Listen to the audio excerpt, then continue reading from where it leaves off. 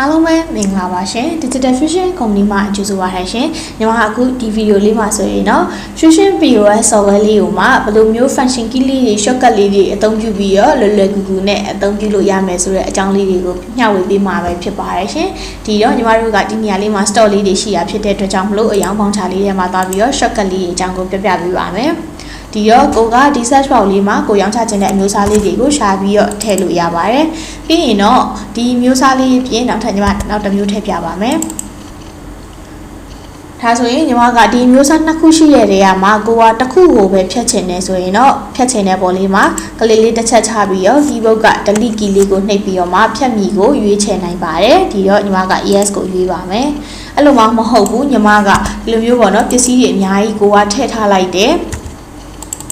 ဒီလိုမျိုးပစ္စည်းတွေအများကြီးထည့်ထားပြီးတော့ဒီပစ္စည်းတွေအကုန်လုံးကိုဖြတ်ချင်တယ်ဆိုရင်တော့ညီမတို့က F7 လေးကိုအသုံးပြုလို့ရပါတယ်။ Function key ဖြစ်တဲ့ F7 လေးကိုနှိပ်လိုက်ရင်တော့ဒီလိုမျိုးရေးထားတဲ့အမဲတွေအများကြီးကပြတ်သွားမှာဖြစ်ပါတယ်ရှင်။ပြီးတော့တစ်ခုချင်းဖြတ်ချင်ရင်အမျိုးမီလေးပေါ်မှာညီမတို့ကကလေးလေးချပြီးတော့မှ delete key လေးနဲ့ဖြတ်လို့ရပါတယ်။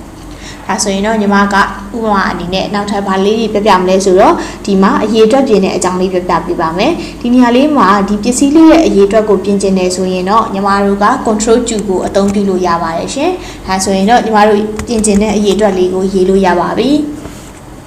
နောက်ထပ်တစ်ခုကတော့ညီမတို့ကဒီနေရာလေးကဈေးနှုန်းလေးပဲဖြစ်ပါတယ်ဒီဈေးနှုန်းလေးမှာဆိုရင်ညီမတို့ကလက်လီဈေးနှုန်းလက်ကားဈေးနှုန်းရှိရဲဒီတော့ညီမတို့ကလက်လီဈေးနှုန်းလို့အလွယ်တကူပြောင်းကျင်နေဆိုရင်တော့ control R လေးကိုနှိပ်ပြီးတော့လက်လီဈေးနှုန်းလေးပြောင်းနိုင်ပါတယ်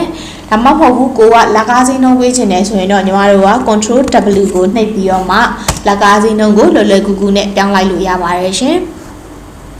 နောက်ထပ်တစ်ခုအနေနဲ့ကတော့ညီမတို့ကဒီ search box လေးကိုသွားခြင်းနဲ့ဒါဆိုရင်မြားလေးလာမချပဲနဲ့ control I ဆိုပြီးတော့ညီမတို့က search box လေးကိုလွယ်ကူစွာနဲ့သွားလို့ရပါတယ်ရှင်ဒါဆိုရင်ကိုရောင်းချမဲ့ item လေးတွေကိုရွေးချယ်ပြီးတော့ရောင်းချလို့ရပါတယ်ပြီးရင်အရေးအတွက်ပြင်ခြင်းရင် control Qဒါဆိုရင်တော့ကိုရောင်းချမဲ့အရေးအတွက်လေးတွေကိုပြင်ဆင်လို့ရတယ်ပြီးတော့ဈေးနှုန်းလေးတွေကို control R control W စတာနဲ့ညီမတို့ကရေအတွက်လေးတွေပြောင်းလဲလို့ရပါတယ်ဒါဆိုရင် search box ကိုပြန်သွားခြင်းရင်ညီမတို့က control I နဲ့ထပ်ပြီးသွားမယ်ဒီလိုမျိုးလေးတွေနဲ့လွယ်လွယ်ကူကူမြန်မြန်ဆန်ဆန်ညီမတို့ကအသုံးပြုလို့ရမှာပဲဖြစ်ပါတယ်ရှင်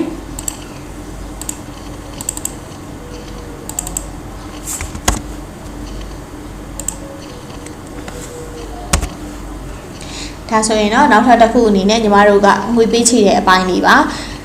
ငွေပေးချေခြင်းတယ်ဆိုရင်တော့ customer ပေးတဲ့ပေးငွေကိုဒီပေးငွေဆိုတဲ့အကွက်လေးမှာလာပြီးတော့ကာစာလေးချပြီးတော့ရေးပေးရမှာပဲဖြစ်ပါတယ်အဲ့လိုမှမဟုတ်ဘူးဆိုရင်တော့ညီမတို့ကဒီနေရာမှာကာစာလေးလာမချခြင်းလို့ဆိုရင် function key F2 လေးကိုအသုံးပြုနိုင်ပါတယ်ဒါဆိုရင်တော့ဒီနေရာလေးမှာကာစာချပြီးသားလေးဖြစ်နေမှာပဲဖြစ်ပါတယ်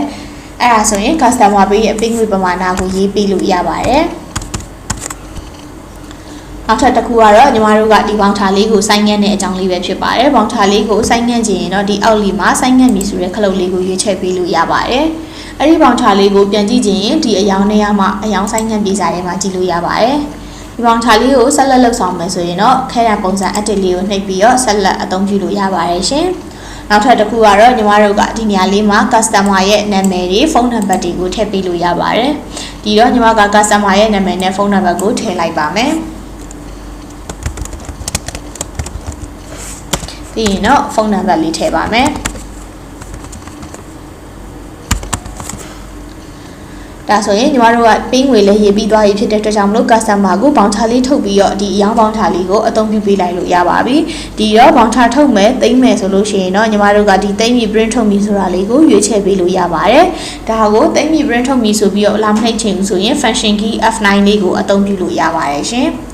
နောက်တစ်ခုကတော့ညီမတို့က customer ကဘောင်ချမယူလို့ဒီတိုင်းပဲကိုယ်စီမှာတင်ထားမယ်ဆိုရင်တော့သိမ်းပြီဆိုတာလေးကိုရွေးချယ်နိုင်ပါတယ်ဒီသိမ်းပြီလေးကိုမနှိပ်ချင်ဘူးဆိုရင်တော့ function key ဖြစ်တဲ့ F8 လေးကိုနှိပ်ပေးလို့ရပါတယ်ညီမက function key ဖြစ်တဲ့ F8 လေးကိုနှိပ်လိုက်ပါမယ်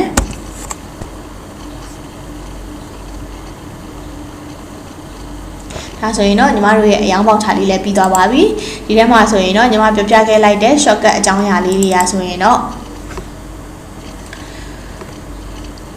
အဓိကအားဖြင့် search bar ကိုသွားခြင်းရင် control I နောက်ထပ်အရေးအတွက်ကိုပြင်ခြင်းရင်တော့ control W နဲ့ ဈေးနှုန်းလေးတွေမှာလက်လီဈေးနှုန်းကိုသွားခြင်းရင်တော့ control R လေးကိုနှိပ်ပြီးတော့လက်ကားဈေးနှုန်းဆိုရင်တော့ control W ကိုနှိပ်ပြီးတော့အသုံးပြုနိုင်ပါတယ်နောက်ထပ်တစ်ခုအနေနဲ့ကတော့ညီမတို့က